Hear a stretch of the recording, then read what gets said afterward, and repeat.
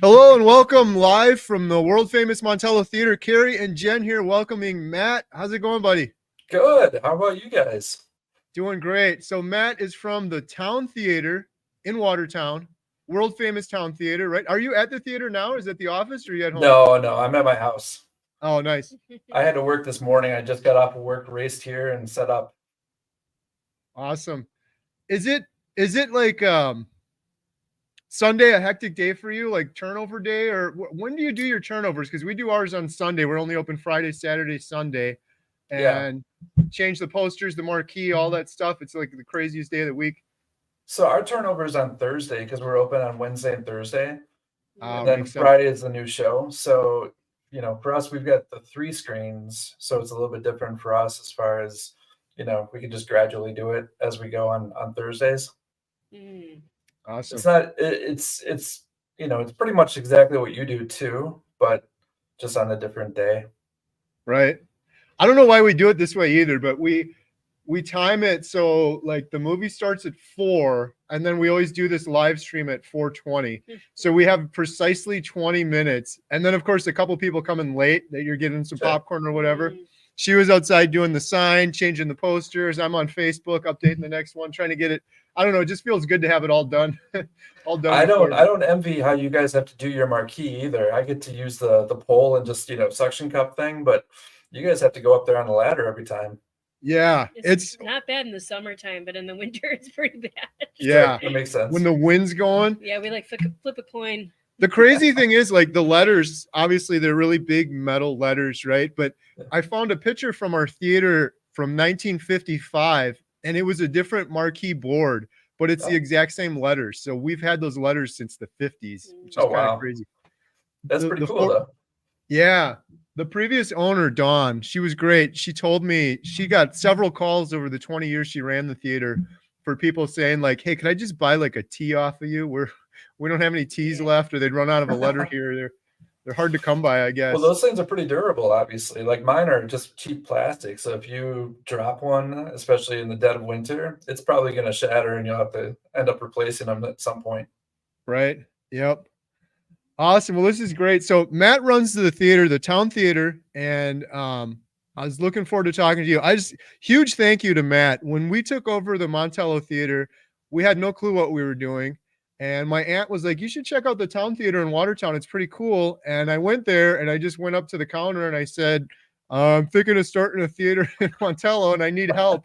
And you were so awesome, Matt. Like, I really appreciate it. Matt was like, come back after the rush because you were really busy. Yeah. And you had like a whole binder of stuff for me. And then over the weeks and months leading up to us opening this place, Matt called me several times. Like, what do you need? Do you have any questions? And I'm so thankful for you. You really helped us out a lot. It was my pleasure. It was kind of fun getting you guys started. And you already knew a bunch of your stuff anyway. I just kind of helped you with anything that you needed a question on or whatever. You saved us on, you're very humble. Right. You saved us on several fronts. Getting us the movie booker, Zach, too, was awesome. But I want you to know I'm paying forward your good deed, Matt, because I've now had 3 people, because I keep doing this on YouTube, and I've done a couple of YouTube videos. So people will see we started a small town theater. I have a guy right now that just called me 3 days ago from Texas, and he's asking me all the questions I was asking you. So that's awesome. We're spreading it. I'm paying it forward. So I'm you're already a seasoned vet. Right. Yeah. Well, I'm like, the little bit I know doing it a year, but I'm like, I can help you out a little bit. Basically, I'm like, go talk to Zach. Like, you need a good movie booker. Yeah. So really appreciate that. But I wanted to pick your brain and talk to you some more. I mean, Jen and I are getting kind of new at this, but we've been doing this live stream a couple weeks now, talking about movies that we love, trivia. People come on and they start asking questions. So if people watching with us, if you have any questions for Matt, post them in the sidebar and we'll ask them. But Jen and I have a couple questions, and we usually just have fun, Matt. So whatever we want to talk about, or if you got anything you want to mention or shout out, let us know. Why don't you want to talk about your theater, Matt, really quick? Tell them where you are and about you. And yeah, we're on Main Street in Watertown, Wisconsin. The theater's been there since 1913, and I've been there for 14 years now. Wow. It's a 3-screen theater. We've got one screen that seats 200, one screen that has 110, and the other one's 60. And it's just kind of fun. We play first run movies most of the time. We try to do some local stuff. We have a local filmmaker that's making short films all the time, and he gives them to me, and we play them before movies and kind of, test the audience for him before he submits his stuff to different film festivals and stuff like that. So it's kind of cool. We do a silent film every year. I think I told you about that, and should definitely get you involved with that, especially when you get that piano fixed in the back of your place.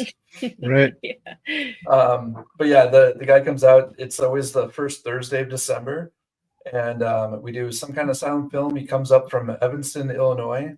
His name's David Drazen. He's amazing, and he's super fun to work with. It's just a really good time. So it's kind of fun doing stuff that they used to do at our theater, probably 80 years ago, and still being able to do that, still being able to bring in crowds for stuff like that. It's kind of cool.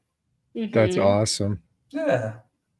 Yeah, we got to do something like that. I think that would be fun. Yeah. I mean, we do our history tours. We do what? Buster Keaton, I think it is, or something. Right. Yeah. We short, and we tried to find some movies. We charge $10. We do a history tour. There's so much history here. I think if this was the first thing we did, was kind of put together this history book just to raise funds for the theater, which has been kind of cool. But we'll take them around, do like a 45-minute history tour, and then we play a silent movie that would have played here 100 years ago. The latest one was this Buster Keaton one that we found, Cops. Crazy. I think it's like 15 minutes. I just played that one this year. Yeah. Oh, nice. Yeah. It's a fun one. Oh, it's great. It's great. Talk about doing your own stunts. That guy was the original guy to do his own stunts. I know. He was like the original Jackie Chan. Yeah. Some of his stuff too. I was watching it. I'm like, I saw a thing on YouTube recently that showed all of the best of Buster Keaton. And there's some stuff I'm like, I don't even know how he did that. Like, how did he do that? Right. Like grabbing onto a moving train and his body's flying up, and it looks like it would. Or the house you would watch that today and you'd be like CGI. The house, that's crazy. Obviously you get one take at that. Hopefully it works. If it doesn't, that's your last movie, but Yep. Yeah. You either get the shot or you're dead. Right. Yeah. It's pretty cool. And I love seeing what you guys do there with the tours and stuff, and just kind of embracing the history of the building that you own. I think that's so cool. And Montello is very lucky to have you guys there and be able to showcase a building that probably wouldn't have been if you guys didn't take it over. Yeah. Well, we're so thankful because like when we took over the theater, we did it because we love movies. And that was the primary reason, but the community's been incredible. We had so many people, like, I was like, oh, I'll just put together like a pamphlet for this thing. But I had previous owner after previous owner, guy, Thomas Freitag, who's just a history buff. He used to just go to the Wisconsin Historic Society and gather all the history from town. So he had a whole binder of history just on the theater. And I'm like, oh, this is like a gold mine. It's awesome. That's pretty cool. Just kept expanding from there, but it's been it's a win-win, but it's been fun for us because we just geek out on the history. So it's been kind of fun doing it. I actually just yesterday, we had a private birthday party here. They watched Avatar 2, I think. They just private birthday party, but I finally finished. We were doing version 2 of this thing. That's why I have it on the desk. Because people keep bringing in more subsequent stuff since we wrote the first one. So I think we have like another 30 pages we're adding to it, which is going to be fun. I got my copy somewhere around here. Push it out and put it behind me, but I couldn't find it. I have to get you the new version is cool because I don't know, something I geek out on, but I got a hold of a whole bunch of ads, movie theater ads from Montello Theater throughout the 50s. It's so fun to just see like what was playing back then and how they did the ads and stuff like that. So yeah, those ads are pretty cool. We found some blueprints too, which really interesting, like how the front of the building evolved because it's looked so different over the years, but there's actual blueprints showing kind of the blueprint we found was when they made the box office window that juts out into like the sidewalk where you can access. I think you kind of have something like that, right? You got something in the front. Similar to that. Yep. You always see it in the old movies where they walk up and you buy the tickets from the little outside thing. Ours is built in now, but at one point that was just jutted out and we found the blueprint. So that was kind of cool, but that's pretty cool. I wonder why they changed that. Yeah, it kept, well, I kind of have these pictures on here. It's probably hard to see, but it kept changing. Like this was the opera house. And then they had these two doors, which are actually in our lobby now. And then they added this over the front of it. And there's actually one missing in the middle of there. And the coolest one was in the 50s. We had a neon sign that said Montello Theater. And I've been digging around in the basement under the floorboards. I found some cool stuff, but I was hoping to find some remnants of that sign, but nothing from that sign from the 50s. So you probably took it somewhere. Yeah. Yeah. So Matt, you've been doing stuff with movies most of your life, right? Yeah, I mean, before the town cinema, I was in Milwaukee and I ran the Rosebud and the Times Cinema. And that's in Milwaukee and Tosa. And then before that, I was working at Blockbuster while I was going to school, paying off school that way. And So yeah.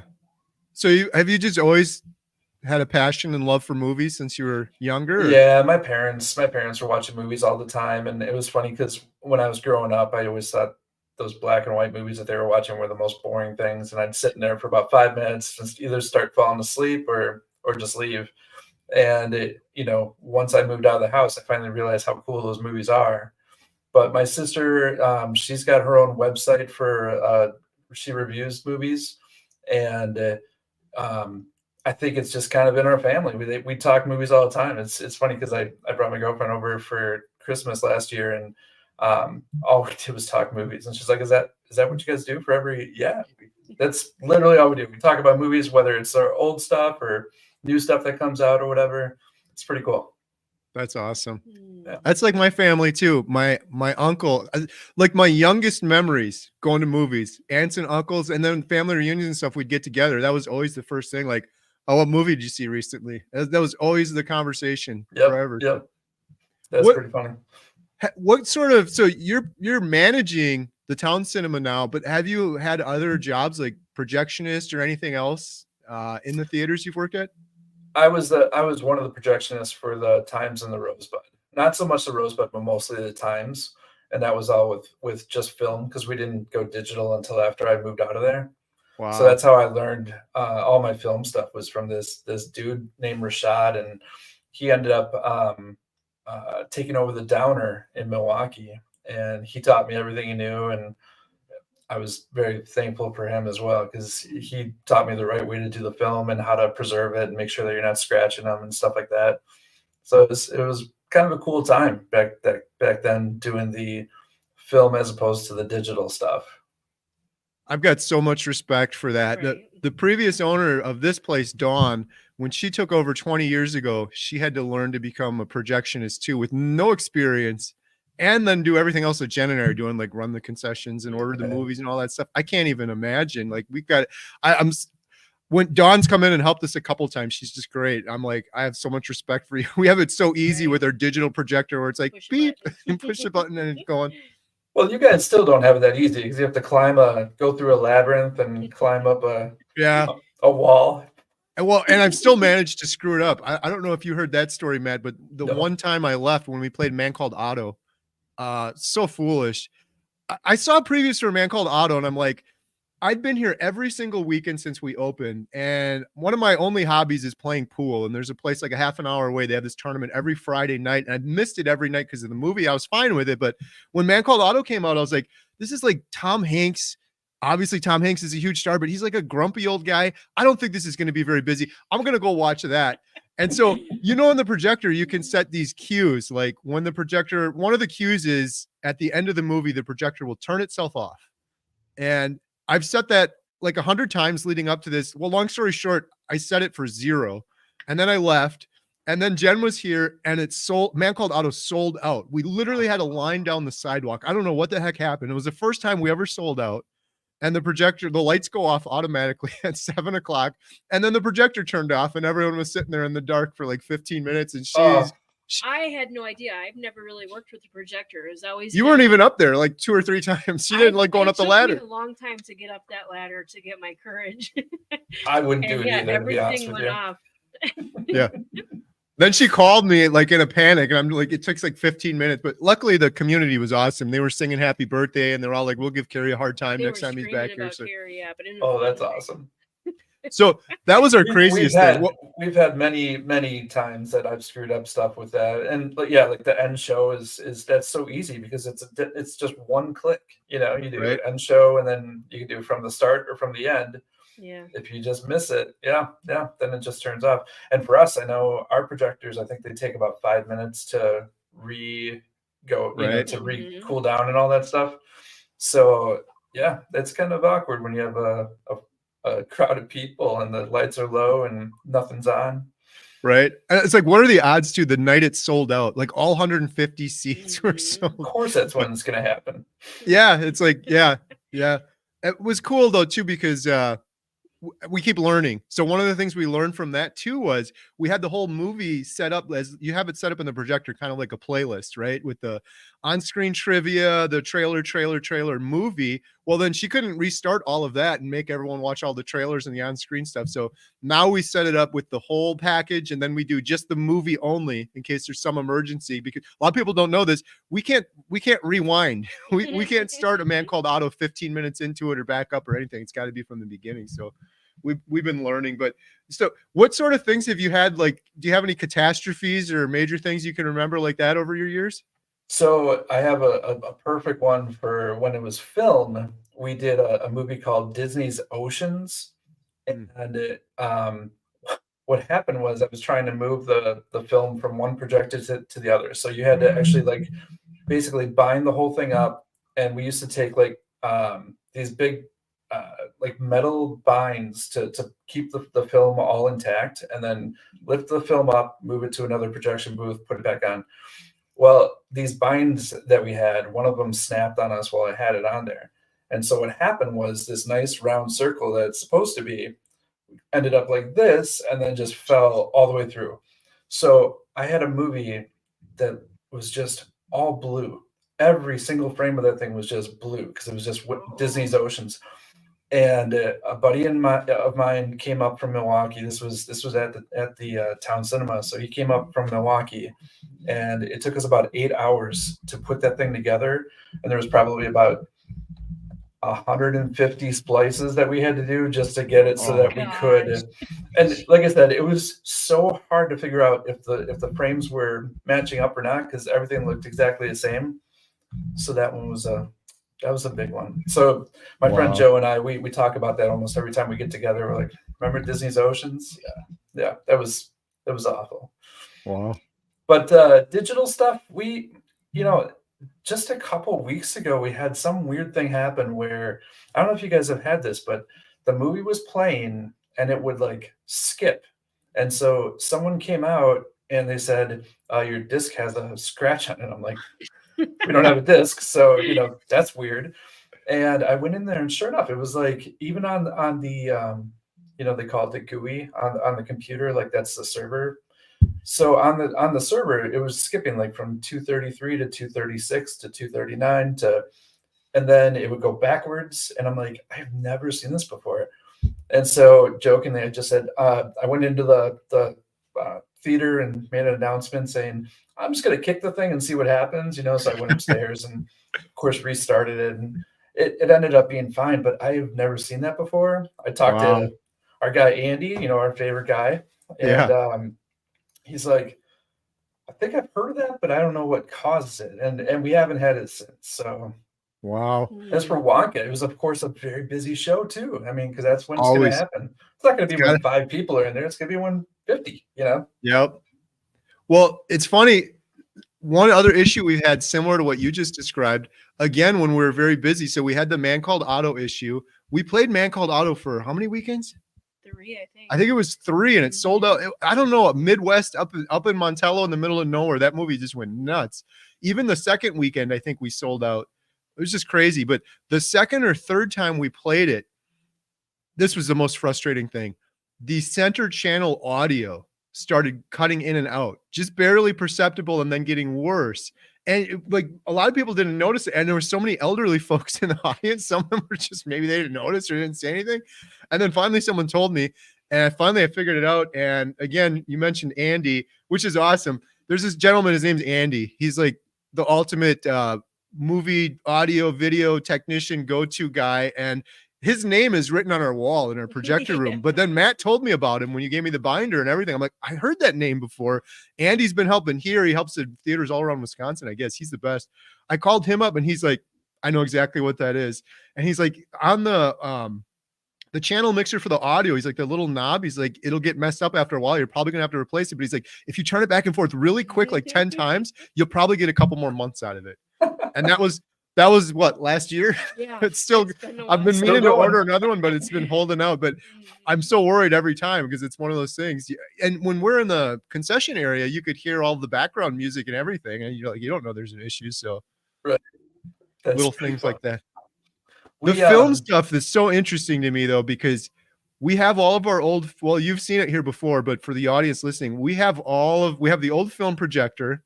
And do you roughly know, like, was that like 15 years ago or so, Matt, when the whole industry switched from film to digital? Yeah, for us, it was only 8 years ago. Oh, wow. Yeah. So we have the old pretty much film about projector. the same for everyone. Yeah. Yeah. It should have been about 8 years. 8 years? Okay. Yeah. We have the old film projector and we have lots of film reels still, and we have all the old equipment, which is really cool. But I mean, when you get the film, you have to splice it was separate reels, like 6 reels or something for each movie, right? And you'd have to edit, you'd have to splice them all together, play the whole thing. Now, do you have like the platter system like we have, or you just do all of it? Okay. Yeah. Yeah. And of course, originally it was a two projector system, but we had platters, so I didn't have to worry about that. Right. Yeah. So for people that don't know, when we do the history tour, we talk about this. I'm still learning. I don't know. The previous projectionist, his name's John. He taught me so much. But yeah, back in the day at Montello Theater and most theaters, it was 2 projectors side by side. You'd have that reel of film that everyone's seen, but that's only like what, 15, 20 minutes or something. Yeah. And they would play on one projector, and then you'd have reel 2 on the second projector. Matt, when I was a kid, and I would go to movies all the time, I'd walk by the projector room and I was like, that was the coolest job. And now that I know from John what those guys went through, I'm like, that was horrible. Like projector 1, projector 2. And then when they did you ever deal with the carbon arc projectors? No. I've seen yours and I have some of the parts from them, but no, we never had those. I can't even imagine. So John was telling me about that. And then a previous owner for this history book, his name is Jeff Savium. In the 80s, those go back to like the 30s, but apparently in the 80s, they were still running one here. So he was telling me about this carbon arc projector, it's like an arc welder. It's just a huge thing of electricity, just sizzling and burning. And you're in this metal room and you got 2 of them going at the same time. And after he was like, 40 minutes or so, those rods run out, like a candle wick burns out. So they would have to change those while they're changing from reel 1, reel 2, change the rod, time that. I can't even imagine. And then I didn't even think about that. The rods, having to change those out too. Oh, geez. Yeah, you had to calculate that into it. I'm just thinking how stressful that is. At my theater here, we only have 1 screen. So at Matt's theater, it would have been, then the projections had to go to screen 2 or screen 3, or at other theaters up to 5 or 6 screens. It's just crazy. Yeah, I'm very lucky that I got to deal with the film stuff and, with the xenon bulb and everything and learn that stuff. But I'm also very thankful that we went to digital and it's just literally on a laptop from concession stand. I can hit play. I mean, there are times when I go into a projection booth and I don't have to go there for a full week because everything is just from that laptop now until I ingest another movie or whatever. Really? That's awesome. From a laptop, huh? Yeah. We gotta get that. Right. Well, so do you have to go into each projector room and then ingest the hard drive for the movie one time, and then you just manage it all from a computer? That's pretty cool. Yeah. We kind of have that a little bit. We have a computer downstairs where we can control the server and the audio, but we only really use it for the audio. And it's kind of in the back office. We only have one, so we just have to go up the steps. Yeah. And it's just that steps is just straight up. Ladder. Yeah, she doesn't like the ladder. I don't. Yeah, that ladder system, that's crazy. I mean, the 2 times I've been there, that was nothing. Yeah, my dad keeps telling me, he's like, we got to put in some stairs, but I'm like, that's the other thing we have at ours. That's just, you don't have this problem at yours, but our bathrooms are downstairs in the theater. You have to go down the steps to get it, and there's no way around it. Like I don't know, other than putting in like $100,000 elevator, which is just going to be insane. The one thing I'm really happy with our theater though is people with wheelchairs can get in and watch a movie. We always warn them, I'm sorry, you got the bathrooms downstairs, but most businesses, many downtowns, but our downtown, most of the businesses, you got to go up steps to get into them. So you can get in with not going through any steps, at least to get in and watch a movie here. But so I love your theater, dude. I mean, seriously, I really respect the heck out of your theater because you can tell that you guys have treated it so well and taken care of it and trying to preserve the, what it was before you were there. I think that's pretty cool. Oh, I appreciate it. Yeah, it's been a lot of the one thing that I struggle with. I wanted to ask you about. This is really kind of insider thing, but we redid the roof and we redid some carpet in the lobby, but the carpet in the theater itself, it's such a nightmare. And part of it's us learning. Like initially, we were like overfilling the popcorn with the butter, and the butter on the popcorn just wreaks havoc on our carpet. We've done like the carpet cleaning thing and stuff, but we've thought about, we actually had someone out to give us an estimate to redo the carpet. It's so expensive. And then I'm like, as soon as we do it, it's going to be like a month later. It's going to be stuff spilled all over it again. Yeah. I don't know. I don't have any advice for you on that one. Cause I mean, normally our carpets are pretty decent because you guys have wood floor, and I don't know how the butter is on the wood floors, but for us on the concrete, it's just a quick mop and it's gone kind of thing. We also use a leaf blower to blow everything up to the front. And do you guys do that now or no? You taught us power move. Yeah. Good. That was it. It took me way too long to figure that one out for myself. So that was a game changer. And the previous owner, Dawn, she's awesome. We went on vacation one week and she came back and took over the theater, which was so nice of her. But I'm like, you can do whatever you want. But I'm like, this is what we do now with the leaf blower. It's so much easier because that popcorn gets stuck under all the little nooks and crannies. You're sitting there trying to get it with a broom. I think that's Jen's like the professional with we have like two of them now, and we got it down to a certain way to do it. Yeah, sure. She's got her own way to do it. I'm like, all right, you just do it then. I'll stand back. That's awesome. Yeah, it was a great tip. Awesome. Well, I think we had some other kind of fun questions too. You want to take one, Jen? And I saw some questions on the sidebar for him. Yeah, if you have any more questions for Matt, we got a couple in the sidebar too. Yeah. Am I supposed to see this stuff? I don't think I can see it. I'll post it on the screen. Okay.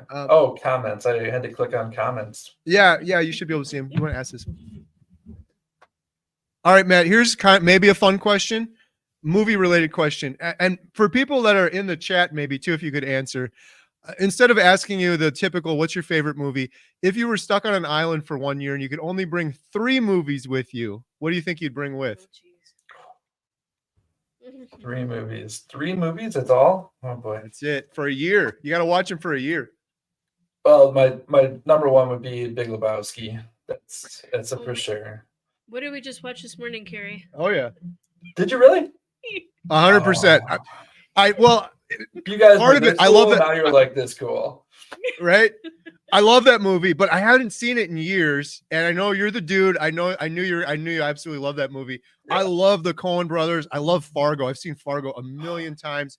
I love what was the other one? No Country for Old Men. I read the book. But yeah, I was thinking about doing this interview, and I was like, man, I haven't seen Big Lebowski in a while. So yeah, I rewatched it. A whole new appreciation too. Kind of a newer film, but another one that I can watch over and over. Everything Everywhere All at Once from last year. I love that movie. That's a good one. That was one of Carrie's. Yeah, I loved it too. I had never been to a movie before where I'm like, this like changes everything. This was like the craziest, weirdest, most out there entertaining. They did it different. And then did you see like some of the behind the scenes making that movie? I don't know if I did. Check it out on YouTube if you want. It was incredible because they were it was so well done, but they didn't have like hundreds of millions of dollars like some of these other movies did. So a lot of the stuff, speaking of leaf blowers, there was a scene in there where she goes flying back on a chair and they're using like a leaf blower to blow her hair. And it's like, it's a lot of practical effects that they just did on camera creatively. It was really cool how they did it. I mean, what movie can you think of where you got emotional after seeing a rock with some googly eyes? You know what I mean? Right. Like, goosebumps just thinking about that scene right now, you know? Yep. I got to rewatch that one now.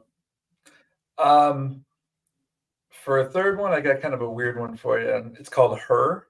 Have you ever seen that one? Yes. Yep. Okay. Joaquin Phoenix. Yeah. Yeah, I'm trying to remember. That was a while ago now, wasn't it? I don't even really remember that much on that one. Oh man, probably like 2012 or 14, somewhere around there. It's so crazy that 2013 was 10 years ago. I know. 11 years ago now. Seems like yesterday. But it's just one of those movies where I feel like I could watch that pretty much at any time. It's got a good story. It's got great acting. I think it's probably Scarlett Johansson's best acting job, and it's just her voice. So yeah, that tells you my opinion of her. But yeah, no, those would be my three. What about you guys? Whoa, what about you? I'd have to think about it for a little bit. Well, you should have thought about it already. Oh, hey Matt, I'll tell you my three in a second, but one quick question: have you watched The Offer? It's a series. Yeah, The Godfather. We just watched that. I was like, whoa, that was pretty good because I'm working on this documentary. So kind of like behind the scenes, like trying to put together a movie and seeing how difficult it is. But obviously doing a documentary is nothing as hard as putting together The Godfather. But we really enjoyed that. I don't know how I missed that when it first came out. I think it came out a couple of years ago, but I think it was kind of under the radar when it first came out. People didn't understand what it was about. And I think people were probably a little Miles Tellered out because he was in everything at that point. Yeah. So, yeah. No, I thought it was really, really well done. Yeah, we watched that, and then we rewatched The Godfather again too, which is kind of fun. But yeah, mine, man, I got, There Will Be Blood. I was gonna say that one. Which when I tell people that, a lot of people are like, "What is that? A horror movie?" They have never heard of it, but I don't know what it is about that movie, but the acting is obviously incredible. I think it won an Oscar for what's his name again? Daniel Day-Lewis. Daniel Day-Lewis, yeah. Jeez, I don't know. I just I blanked on it too. I was like, I can see him, mustache, right? Yes. The acting in that movie is just next level. Every time that one comes on, I'm like, oh, I'll watch it for a little while, and I watch the whole thing. I don't know. There's mixed reviews on that. I was like telling my sister about that, and she's like, I hate that movie. It's so boring. I'm like, how can you hate it? I love that movie so much. Yeah, he's amazing, and Paul Dano even like that was kind of his breakout role too. Yeah. Paul Dano in that movie was incredible. Can you imagine too, such a young actor going toe to toe with Daniel Day-Lewis and just knocking it out of the park? That one scene where he's like slapping him, and that just crazy. I know this one everyone already talks about it, but Goodfellas I've seen 10 million times and I can't stop watching. I love anything Martin Scorsese does. So that would be another one. That's two. I've got to steal some of yours now that you're saying about Everything Everywhere All at Once. Was like, whoa, this is crazy. I like some of the weird ones too that Jen absolutely hates. Some of the stuff like, what is that guy's name? The director. The Lobster was a weird one I recently rewatched. It was really out there, but I'm like, Yorgos Lanthimos. Yes, he's so out there, but I don't. A lot of people listening and watching this will watch some of these and be like, Carrie's a psychopath crazy, but I don't know. I love that one. People in the comments, I'm getting a lot of Shawshank Redemption. That one too, I could recite every word in that movie. I've seen it 1,000 times for sure. It's hard answering that question. It's kind of like depends on the week and the month or whatever. It's kind of like which one of your kids are your favorite kids. I don't know. There's a bunch of them for different reasons. But what about you? Gigi's answer with the Castaway, so that you kind of know how to handle yourself. Right? Yeah, you can prepare. That one was another crazy movie too. Like I don't know about you, Matt, but I geek out on the behind the scenes YouTube stuff. Sometimes I find that more interesting than the movies themselves, but I think I watched one on Castaway and how they filmed all that and how he lost all the weight for it, and partnering with Robert Zemeckis again, which I think was maybe the first time since they did Forrest Gump together. And yeah, some really interesting stuff there. Yeah. What about you? And I'm thinking about it. You're still thinking? I'm still kind of old school. I like Caddyshack. We talked about that last week. I like old school ones. You like the old black and white ones too? I love the black and white ones. Yes, I could sit through hours of those. He'll fall asleep within a couple of minutes, but I could sit through those forever. I love them.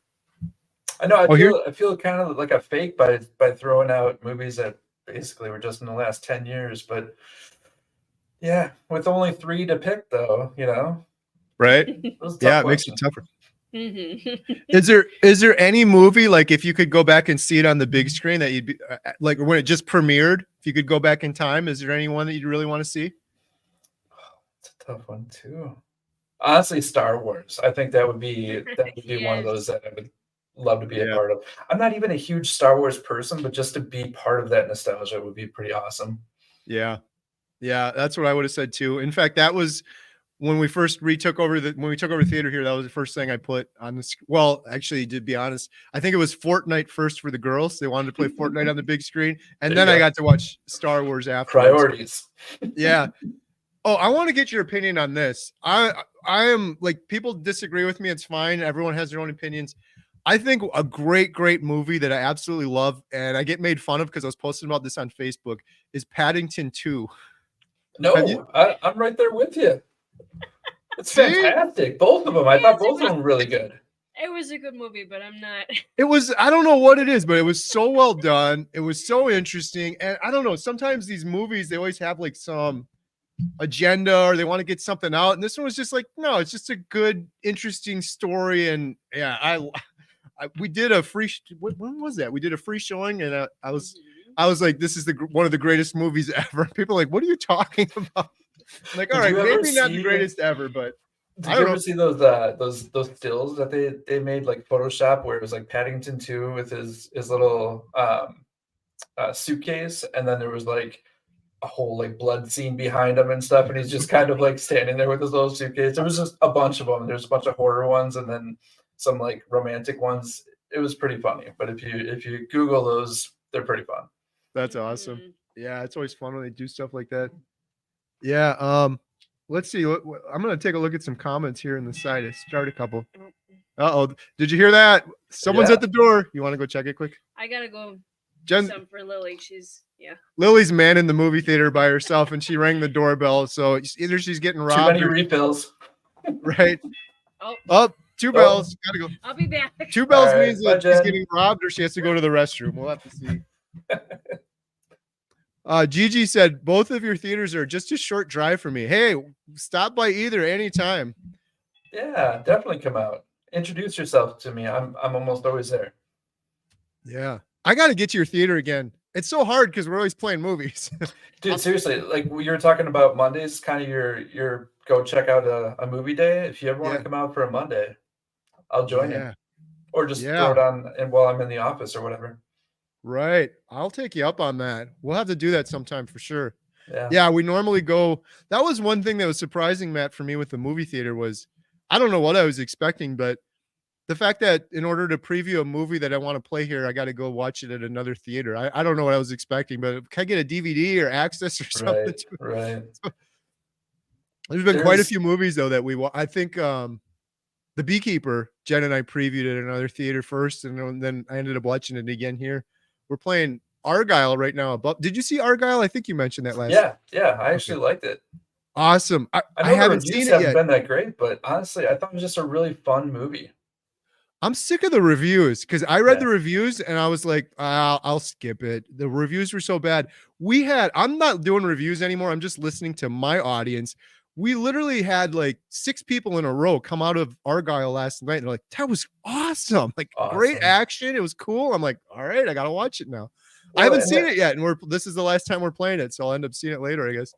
Oh, I keep doing that too. Like I'll be playing a movie I really want to watch, but only for a week. Like American Fiction, we played it for a week. I never got in there to watch it. So then Emily and I ended up going out to Menominee Falls and watching it out there. So paying the Marcus prices, because that was the only theater that was playing it. But I wanted to catch it. I actually watched almost all of the Best Picture nominations so far this year. Nice. I got 2. I never even watched Oppenheimer. I played that for 3 weeks, and I never even got a chance to watch it. So we're watching that one tomorrow. Oh, nice. Yeah. That's another director. Do you have this thing where it's like, if this actor does it, I don't care what it is, I'm going to end up watching it? Yes, absolutely. And Christopher Nolan is definitely one of those guys. Yeah, same for me. Scorsese, Nolan, any one of them. A couple of actors too. I'm trying to think. Yeah, well, Daniel Day-Lewis, obviously. I don't know if he's doing it anymore now. Didn't he retire? I think he said he retired, but who knows? Yeah, I haven't seen him in anything for a while. So yeah, Gigi, come on out, Matt's Theater, my theater, anytime for sure. And anyone watching this, I'm always saying it. Obviously, I'm biased, but go to a small town independent theater. So much better. So much better. Prices are better. They know your name. It's a family-run business oftentimes, or you're supporting local businesses versus some big corporation. It drives me nuts that like to go to one of the big theaters with my family. I got a family of 6. It's like over $100. It's like not even sustainable. And it's just like some of it, like the popcorn and the concessions and stuff. It's not sustainable. It's almost like a punch in the gut. Some of the prices have gone so nuts. We have 2 theaters within like 20 miles of us that are kind of the bigger ones. And our prices right now, as you know, we went way up to $4. So now we're at 4. But you can buy a popcorn, a soda, and a movie ticket for the price of a ticket at those other places. Wow. And plus I think we have really good popcorn. You have the same popcorn as us, so you have really good popcorn as well. Yep. Yeah, and it's better and fresher than the other movie theaters. That was this was before I did all the carnivore stuff, but when Jen and I first took over the theater, we went and tested. I think we were at a Marcus. I don't know, it was AMC. It was one of the big ones. And it was like I don't remember what we paid. It was like $12 or something crazy. And I was like, well, at least it's going to be good popcorn for $12. It was totally stale. It was like yesterday's popcorn or something. I'm like, at least if you're going to rip me off and charge this much, give me some fresh popcorn. Right. Or they'll just load a bunch of salt on it and hope that kind of covers the taste. Right. Yeah. Well, so we kind of glazed by that, but if you guys didn't hear that, Matt's ticket prices are $4. That's literally, it's got to be the lowest in the state. Ours are $5 here, which is the second lowest in the state. The industry average, I think, is $9.50. But when he says $4 a ticket, we're not talking like budget cinemas where you're seeing an old movie. Matt has brand new movies right when they come out, just like the big theaters do. So that's why I'm always like, go to a private. So there's so many, thankfully, hopefully they'll still be around, these independent movie theaters. They're not going to be if people don't support them. But if I lived in a big city too, I'd be like, I'm just going to drive a little bit further to go to an independent one. I'd rather do that. Absolutely. Yeah. And kind of like you were talking about it, I think last week, where you like to go to different places and try like a independent theater. I mean, that was my whole thing. Every time I went on vacation, we had to find somewhere that was just kind of, a smaller theater, 2 or 3 screen kind of deal, or even a single screen, and experience it. It's just so cool. A lot of times you're talking to the owner right there at the concession stand, or whatever, and it's a cool experience. I definitely would say the same. If anyone goes out to see movies, go local, go to independent, those kind of places. Right. I wonder if anyone's done it yet. I used to have a friend that ran a blog that was, Wisconsin's known for its fish fries, and she would go around to different fish fry restaurants and then blog about it. That'd be really cool if someone did that with independent theaters, like a tour of all of them or something, because there's some really cool little gems. I do the same thing. If we're ever, where the heck were we? I think we went like way up north before, and we found, and they had a little single screen theater. It was just the coolest thing ever. It's so much fun, and it's less money, and it's new movies. And I don't know, like I had the perception when we moved here to Montello, I'm like, oh, there's just one screen. It's going to be kind of crappy sound, crappy picture. Completely wrong. Our sound here is better, in my opinion, than those big box chain theaters, because we got granite walls here that are like 2 feet thick. The sound here is so good, and the sound system's just great. It's like the same thing you'd have in one of those, and the picture's like probably exactly the same. It's a digital projector. It's really good. I mean, it's not an IMAX screen, but it's comparable to other similar sized screens. But yeah, I was thinking seats are really comfortable too. I mean, like honestly, your theater doesn't look like a small one screen theater, because the inside is just, it feels so comfortable. Yeah. We've been doing, touched on this a little bit. We've been doing the history tours, which has been fun. We've been doing private parties. We've been getting a couple requests to do, we had a comedian approach us that wanted to do like a show here. Have you done anything like that at your theater? We have done a couple of small things, but the whole thing for us is that that screen is so important that it doesn't get touched. Like you can't put your, you just can't touch the screen at all. Your oil on your fingers would leave a mark on there. And so it's always one of those things where I'm super skeptical about letting people do that. And if they do, we normally just have them perform in front of the stage and not on the stage itself. Right. But that is something I've always thought about. Like if we ever had the money to do it, maybe we would make like a rollaway. At the time, cinema, we had a rollaway screen, and then everything behind it, like the speakers and everything, was just on casters, and we could just move everything to the sides and have a whole stage for people. Wow. Right now, we couldn't do that because we have like some big furnaces that are back there. You can't really put those on casters, but the girl can dream. Right. That's the same thing here. I know we talked about that a little bit before. We have a air conditioned system behind there, and then the old piano. But yeah, our screen is right on the stage. That when it was an opera house, thousands of plays happened on that stage. But yeah, I've thought about for the comedians or whatever, maybe doing it in front of it. Yeah. But, I can see that, especially at your theater. Yeah, absolutely. Because you don't have that stadium seating. Like it's raised a little bit, but it's not over the top where people would be able to see anyone standing there easily. Yep. Yeah. And they did something interesting at ours. Like our first row of seats are back really far, which is pretty nice. Every other theater, normally, you're like this in the front row. So there's actually some space to put maybe a little mini stage in front of it or something. I don't know. We'll see. It sounds like, oh, that might be fun. And then it'll turn into a big headache sort of thing. It could be. It could be. Here's a question from Movies and Popcorn. Technical question. How long does the lamp inside the projector last, and what professional brand of speakers are you guys rocking? Well, for us, we've got the same projector that you have right now. So we've got 2 lamps, and they're supposed to last 3,000 hours. They definitely do not. If you get 2, it's pretty awesome. But I would say anywhere between 2,000 and 2,500 is the normal. Here's a question I have on that. So you don't wait till it burns out, right? Or do you? I do. Yeah. You do. Okay. I wasn't sure on that. I remember the previous owner, she kind of gave me some mixed, she wasn't really sure. I think she would wait till a certain number of hours till it was close and then just changed it. But yeah, I've got some backups up there in case, but yeah, that was a whole learning experience for me too. We got the 2 bulbs, and in terms of the speakers, I'm not even sure. I don't know what kind of speakers we have. They sound great, but I don't know the brand on them. Yeah, I know we've got JBLs in most of them because Andy and I put in new speakers probably about 10 years ago in 2 of the 3 screens. And then the big screen for us, it's the same stuff, but I think they're either JBLs or KLH or something. That was one thing that was really a new learning experience for me. I never knew, but maybe a little piece of interesting info for people in the audience that the screen actually has little holes in it. You can't really see unless you get up close to it. And then there's the center channel speaker is right behind the center of the screen. It's just sitting right back there on the stage. So it's kind of cool. You can actually see through the screen, and you can see the audience through the little holes in it if you get up close enough to it. Yep. Little things that Matt's like, yeah, I knew this the whole time, but yeah, these are all little things I was learning. No, I didn't know till I got to the theater. That's for sure. Yeah.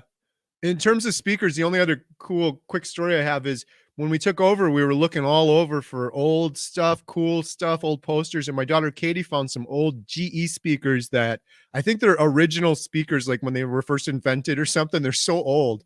And they have 100-foot cables on them. So they were used probably in some of the earliest movies, probably for tons of movies here. And cool. we hooked them up to a record player that I found here. And they had the Indiana Jones soundtrack on a record. And so we have that down in our little museum exhibit. I used to play that before every movie. It was really cool. I had one guy come in and he was like, "Where'd you get that record?" And I was like, "It was here with the theater." He's like, "That was mine." And I'm like, "What are you talking about?" He was a former projectionist here. And he was like, before every movie, like back in the day, we played that Indiana Jones soundtrack before every single movie. Now we have like the pre-show trivia and stuff going on the screen. Well, that's what they used to do before then. They just have that music playing. I was like, that's pretty cool. That's super cool. I can't believe you found that stuff there. I thought you just brought it in.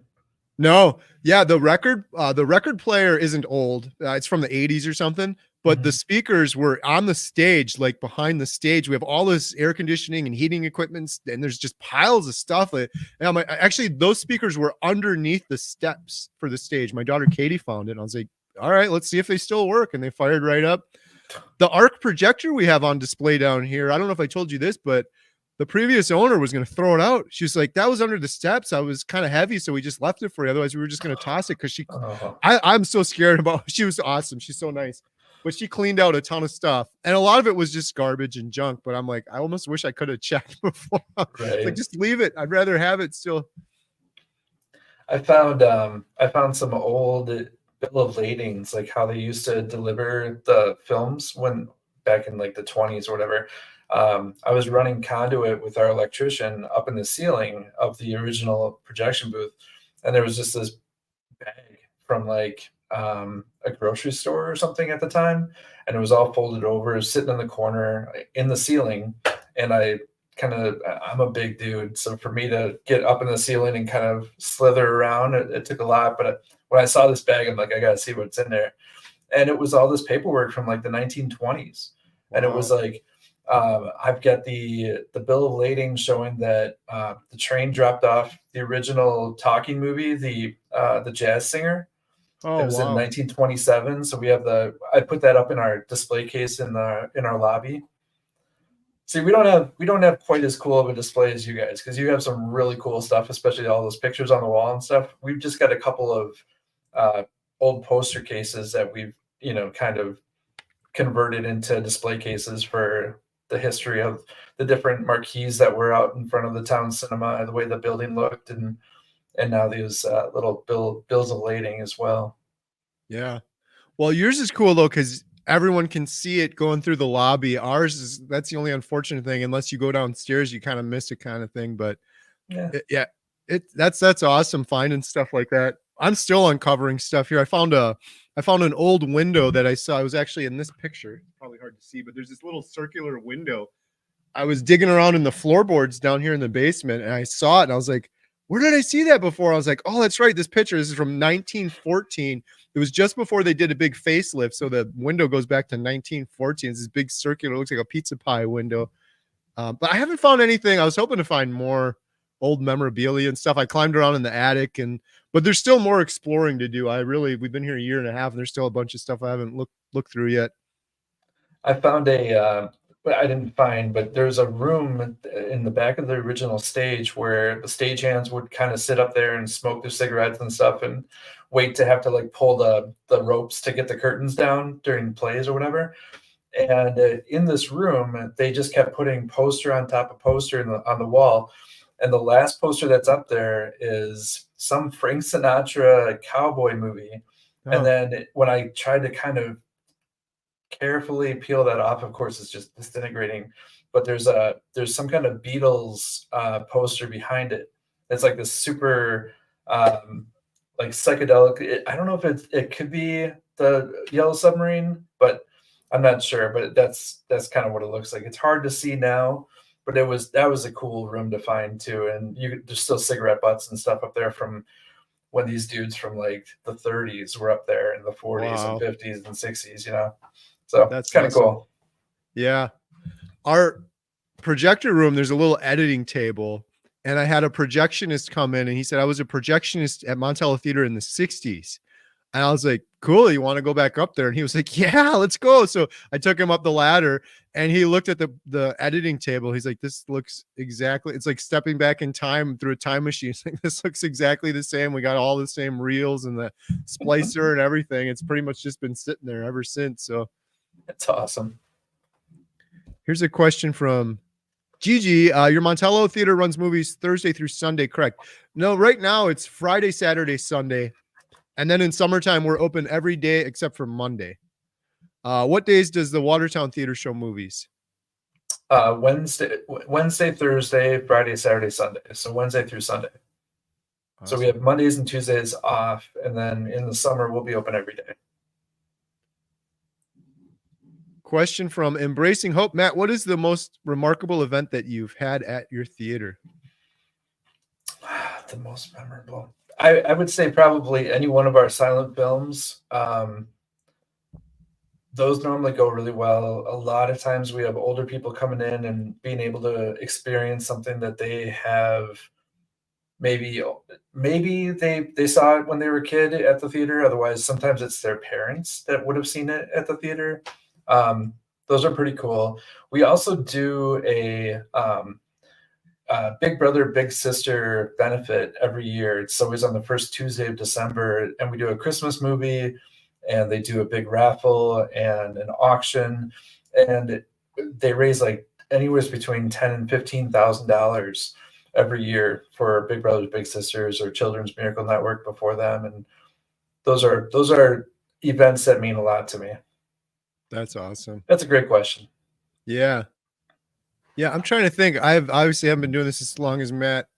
I don't have, well, this was one amazing thing from my perspective. We did a lot of school groups, which has been great way to get some extra income in a single screen theater. We do the birthday parties in the school groups, and we've had a couple school groups now, at least 2 I can remember, where the teacher actually said to us, like, hey, some of these kids have never been to a movie theater before. I'm like, what? And then it makes sense because they're younger kids, and during COVID, theaters were shut down for 2 years or whatever. And some of them just, it's like some people can't afford to go to the movies or for whatever reason, but they had a couple of kids that this was the first time going to a movie theater was coming here. I think they were watching Elf or Polar Express or something for Christmas, but that was pretty awesome seeing that. Awesome. You know what I like to do whenever a parent comes up to me and says this is their kid's first movie? If I have extra posters, I'll give them a poster, and that would kind of commemorate that experience. That's awesome. It's something I'd love to do because it's such a cool thing to be a part of that, you know, and it sounds kind of weird that, you know, I should even care, but I love it whenever a kid gets to see a movie the first time at the town cinema.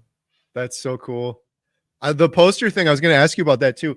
We, the previous owner, Dawn, oh my goodness. I was so hoping when we took over the theater, because I got to see her poster collection from 20 years, meticulously, everything stored and everything. But no, she wanted to keep that, which I would have done the same thing.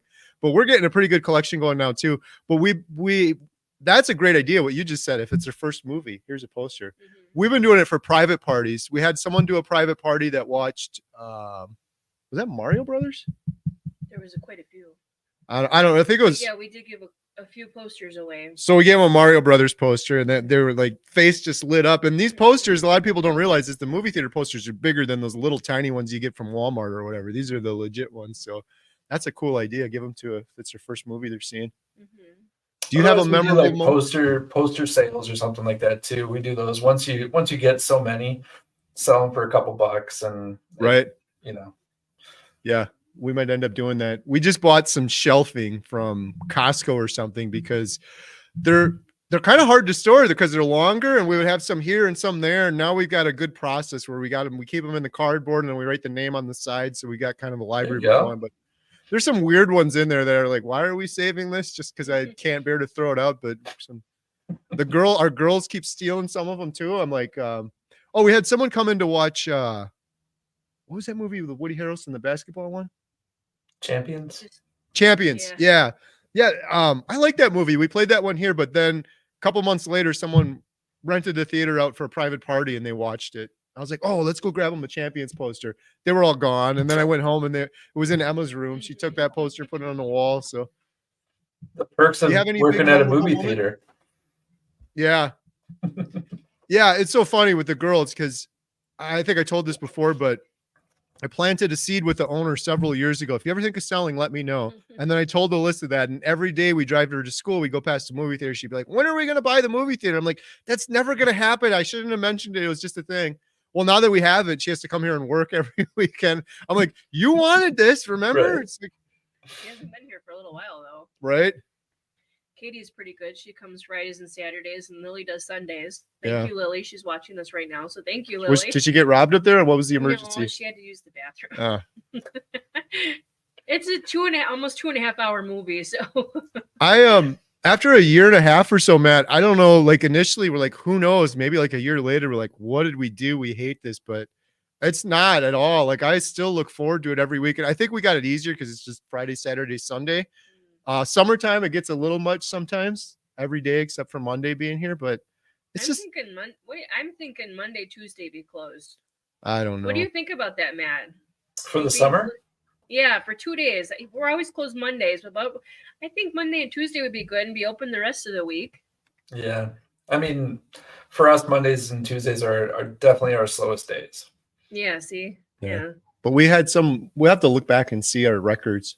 We got campers that come up, so it's interesting. But then sometimes the beginning of summer, it's a little slower. But then there's a couple times it's like, wow, did like a bus drop these people off? All of a sudden we'll get a big rush on like a Tuesday or something. Like, I don't know where that came from. If they know we're open Wednesday, I think they would just come Wednesday anyway.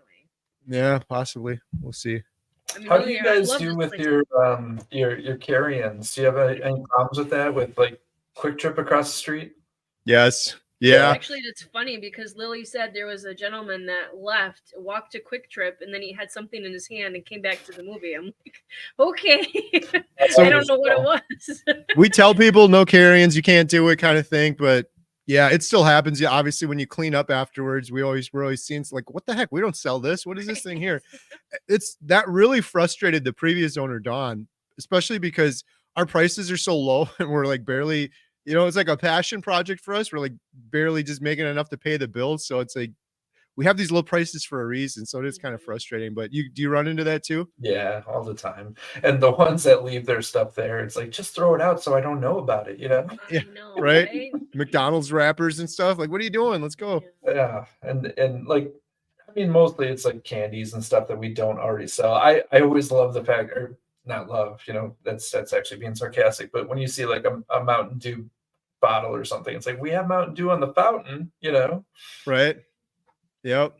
Yeah. That was just something I was thinking about with Quick Trip being so close to you. Like, we don't really have anything that close to us where people can just walk in from, but we've seen little liquor bottles every now and then too. Oh yeah. Definitely don't sell those here. No. Katie was leaf blowing. I was supposed to do it, but she got lucky. She was leaf blowing. She found a $10 bill. I'm like, oh, finders keepers. Nice. Was a bad time for me not to do it, but we've got a pretty big lost and found here too. Like, I don't know what you got going on there, but man, it's amazing how much stuff people leave behind. Yeah. Especially in the winter. Gets caught in the chair or whatever, hats and gloves and stuff. Question from Embracing Hope: since your theater is so old, are there any interesting urban legends about it?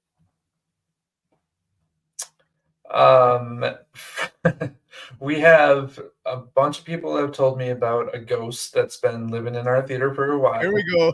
His name is the Tan Man because he wears a tan suit, and apparently he was the old manager from like the 40s. His name was Oscar or something or another, but I have been there for 14 years. I've never experienced anything, and it's not that I don't believe in it. It's just it hasn't happened to me. So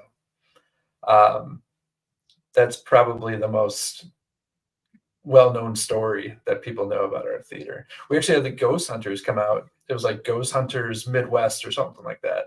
Really? And we had they set up like all their equipment and did a bunch of like turn off all the lights and walking around. And at the time I was living above the theater in one of the apartments, and they had me come downstairs and talk to, the ghost or whatever. And if they responded, it would be on their little, microphone setup or whatever. Of course, nothing ever happened from it. And, oh, really? Yeah, we got a report saying it was inconclusive, but yeah. I have a friend of mine from high school that keeps asking me, can I come and do that? I'm like, I don't know. I'm different. I think we do have something here.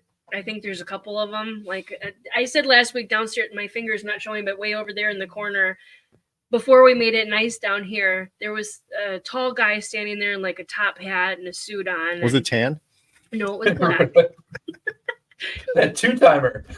Right. Matt brought him with when he visited. Oh, geez. I left him there with you. Right? Yeah, there's something here. It's never bothered me. Lily gets it too, where you just feel something or see something. Or funny story with Carrie, like his dad's name is Carrie too. So when I call him Dad now, when Dad came over, he was like, "Where's Carrie?" I'm like, "Oh, I think he's up in the projection room." And he's called him up there, Carrie. And I'm like, and I heard him somebody, he walked away and I heard somebody say, I'm here. And it was Carrie's voice. And then I went up there. I'm like, he's not there. And he came in from the next door neighbor's house. And I'm like, okay, somebody said, I'm here in your voice. So I don't know. Maybe it's just me. I don't know. But I've never noticed anything. And I've been hanging around in the dark basement like nothing. Yeah. My thing too is it's like if there was something, it's not like we're at a hotel or an Airbnb where people slept here or possibly like lived here. It's just a movie theater. But the only weird thing that ever happened was the first time we came here, I walked in the door, and because the previous owner was clearing a bunch of stuff out, I didn't know if she was still here. So I said, hello. And the girls and myself thought we heard someone say hello back. But then afterwards, we're like, maybe it was someone out on the street behind us. Right. But now every single time I do all these YouTube videos at the theater, I walk in the door, I always go, hello. I have never heard anything back since then. So everyone always asks me, why does he say hello at the beginning of the YouTube videos? Just in case, we'll have to see. They just don't want to talk to you. Right? I don't know. So E.T. doesn't talk back or anything? No. Not yet. As his little hand just goes up. Right. That little ET was cool too. Some guy came, that was a poster trade. He was like, what poster was it? I don't even remember. It was a huge, we actually got a bus poster. Yeah. I don't remember. We only had 2 of them ever since we were here. And I don't remember what the big one was, but yeah, that ET is like an original 1970s toy ET or something. I'm like, cool, let's do it. Now it's become our little mascot. He sits on the table. And then my buddy JT got me. Yeah. Well, I got the little Darth Vader hat back there, but got me a whole bunch of. We have a Darth Vader character sitting in the lobby now. Got some Simpsons stuff. Yeah, it's been fun getting some of the memorabilia and stuff. So let's see. I think we got. Yeah, but I've only been to your theater once. Isn't it when you go in, you have like memorabilia on the side too, and like is it an old projector or something that was there? Yep. Okay. Yep. We have an old 35 millimeter projector over there, and yeah.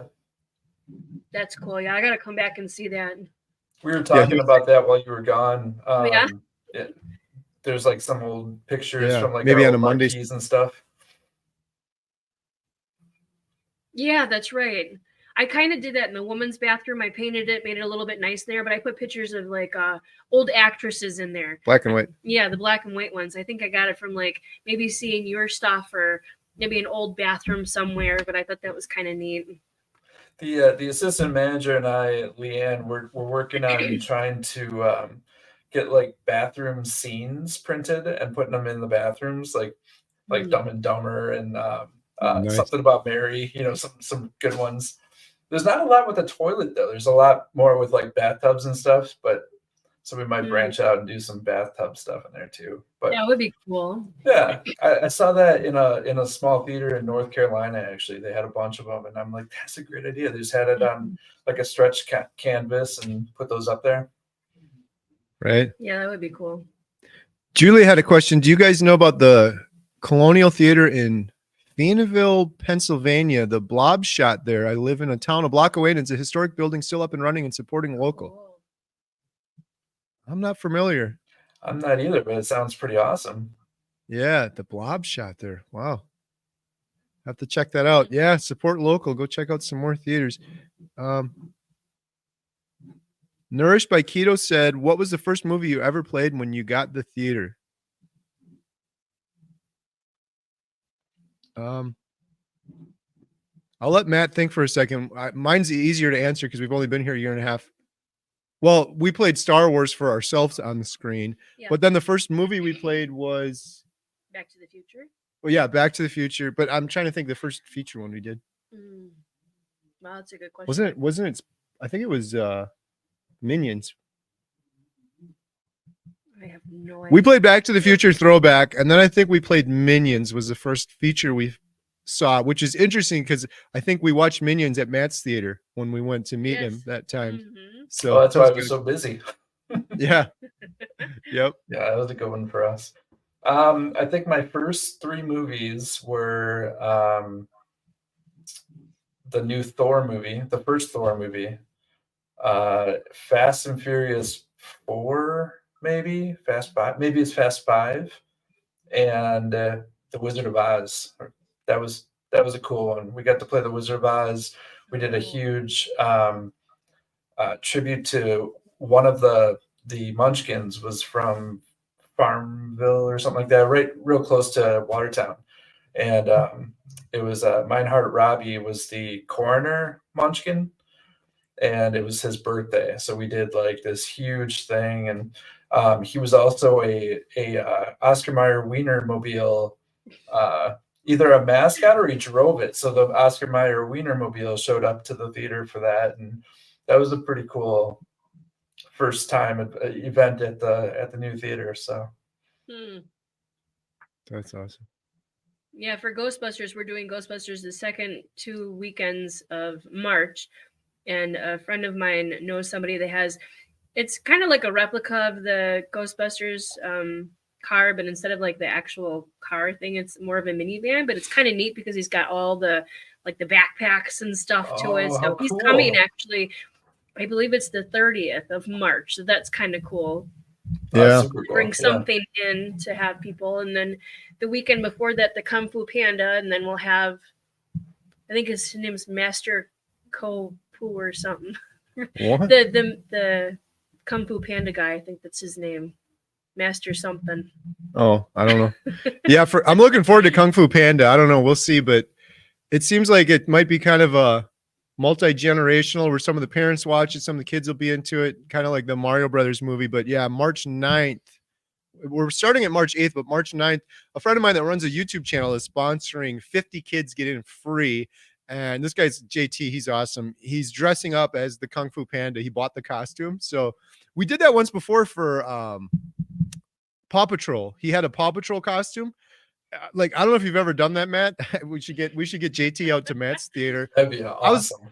I was like, okay, this will be cool. But then when it happened, I was like, this was awesome. So many kids coming up, get their pictures taken. And yeah, like I was nervous he was going to cause a car accident on site. Everyone was honking and stopping to get their pictures taken with it. He convinced me. Can you grab that real quick? I bought this.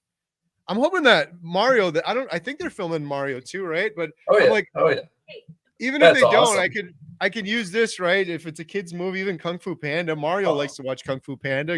Heck yeah! But yeah, to wear that thing.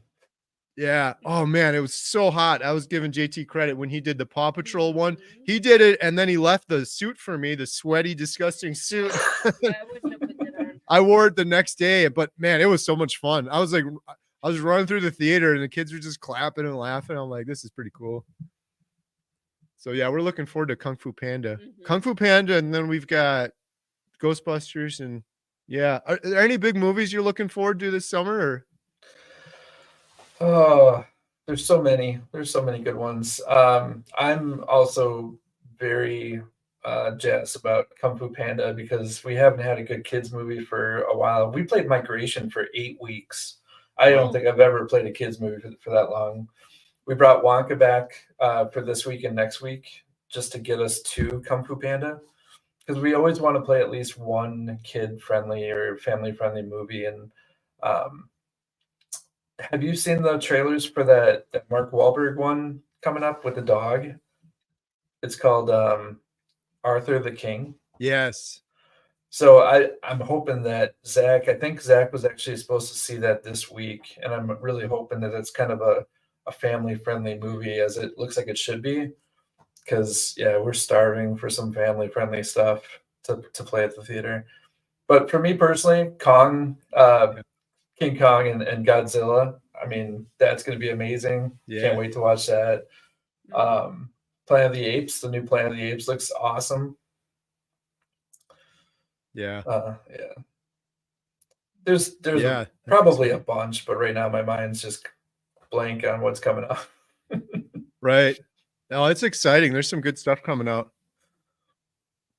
Yeah, we try to stick family-friendly movies too, and that's the challenge and the blessing, I guess, of having a single screen. I only got to pick from one movie, but then you have the option to do a family-friendly and another one, which is kind of nice too. But I don't envy your position. I mean, that's what I had when I was at the Times and the Rosebud. But back then I wasn't making any decisions. The owner was just telling me what we were going to play. And, now that I have 3 screens, it's a heck of a lot easier to figure out what to play. Right. But yeah, one screen, you're tied down. Did you guys play, or are you guys planning on playing Ordinary Angels? Tomorrow's Monday. We were going to go watch a movie, and that was one on my radar. I don't really know that much about it, but we usually go to the Marcus in Sun Prairie, and that one popped up there. I was like, well, this looks like a family-friendly movie. I think it's rated PG. I think it's a true story, but have you seen it? Is it decent? I didn't watch it. We're playing it right now. It's doing really well. And honestly, the faith-based stuff is not something that it always plays very well at our theater, but it's not something that really interests me because sometimes they feel a little hokey or whatever. Right. This one's actually gotten really good reviews. I got a friend of mine that I game with that writes for RogerEbert.com in Chicago, and he gave it 3 out of 5 stars, which is saying something to me. So I'll probably end up watching it because we are locked in for 3 weeks on this one, which is probably why you're not playing it this week, because it was going to say, big commitment.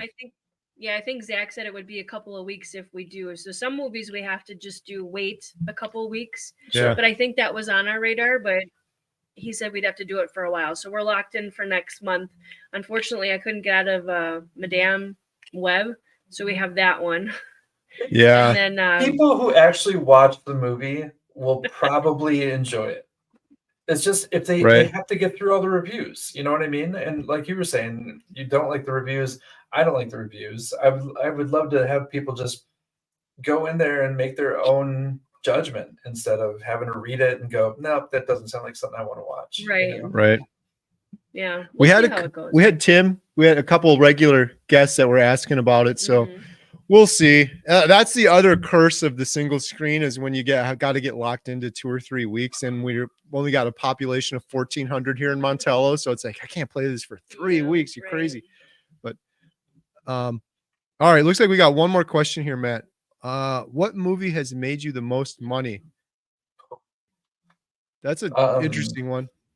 Well, Matt thinks, I'll just say something on that quick. Something that Jen and I have learned at the theater is if you got a kids movie versus an adult movie versus maybe for seniors, the amount of money you make is drastically different.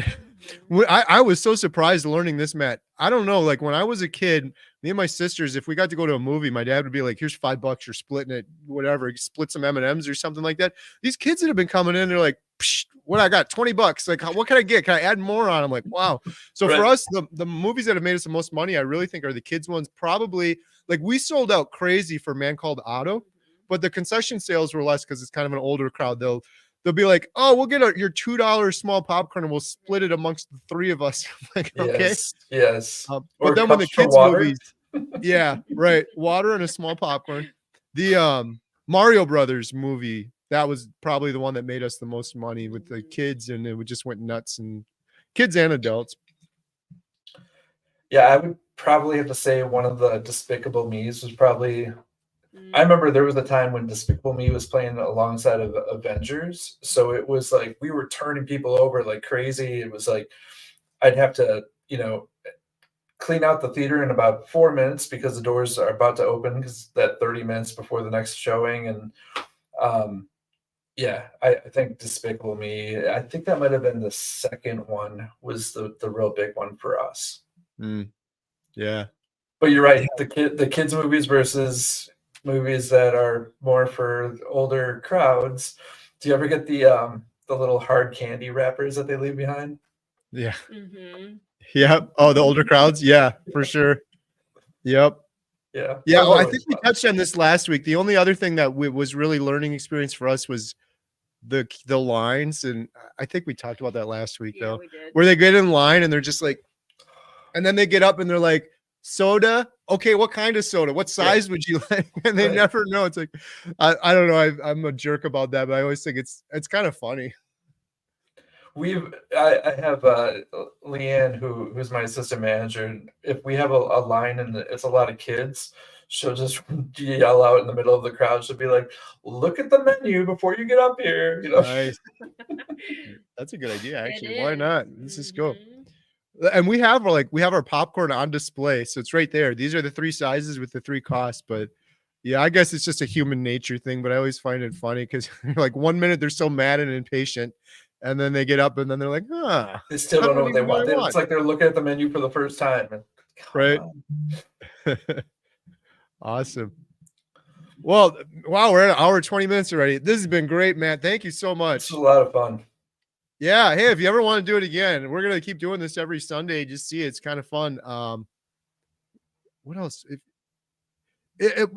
I think just a quick shout out for anyone that's local watching or on our Facebook page. Like I said, March 9th, 3/9, we have the Kung Fu Panda free for the first 50 kids. There's coloring books you can get your picture taken with. And yeah, huge shout out to Matt and Matt's Theater, the Town Cinema. Go check it out. $4 movies, brand new movies, 3 screens, awesome theater. Is there anything else you want to shout out or mention, Matt, before we wrap up? If you ever come out for a Thursday night kids movie on a release day, like for Kung Fu Panda, that Thursday before it comes out, we're doing a 6 o'clock pajama party. We'll have coloring sheets for the kids, a special treat from our local bakery that makes them, and kind of a fun thing. So doors open 30 minutes in advance, and just wear your pajamas and have some fun. That's cute. That's a really good idea. That's awesome. Yeah. Good stuff. All right. Well, thank you again, Matt. Thank you for doing this, and thank you for all the help as we took over the theater. Really appreciate you so much. We'll do this again. Yeah. Yeah. And we're going to get out to your theater one of these times for sure. We'll take you up on that maybe one of these Mondays. Yeah. That sounds great. It was good seeing you guys. You too. Thanks, Matt. Thanks, everybody, for watching. Thank you. Have a good week. Bye.